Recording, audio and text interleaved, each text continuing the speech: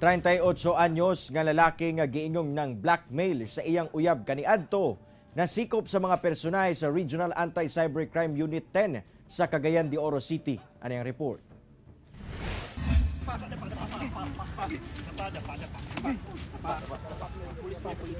Kini ang aktual na pagdakop sa 38 anyos nga si Johnny, dili niya tinuod nga pangalan, sa Provincial Capital Grounds sa Cagayan de Oro City, pinaagi sa mga personahe sa Regional Anti-Cybercrime Unit 10. Ang sospek gireklamo sa iyang kaniadtong uyab nga 27 anyos nga babae nga gi-blackmail sa sospek nga i-upload kuno ang ilang mga pribadong photo o video sa social media kung dili makikita kaniya.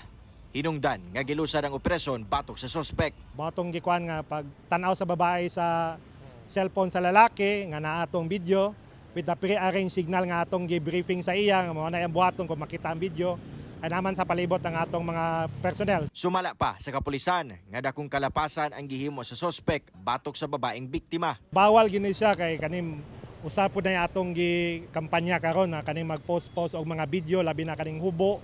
Bawal gini siya kaning na mga relationship samot na og minor de edad nga kung involved manggali ang mga ginikanan o mga guardian. Ang sospek anana sa kustorya sa kapulisan o gisuwayan sa GMA Regional TV 1 Mindanao nga makuhaan og pahayag apan may balibad na kini.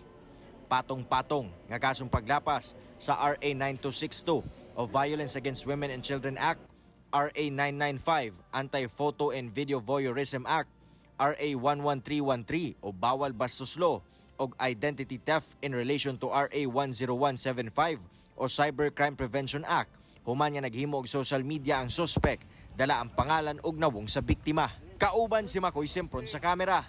Ako, si Cyril Chavez para sa One Mindanao.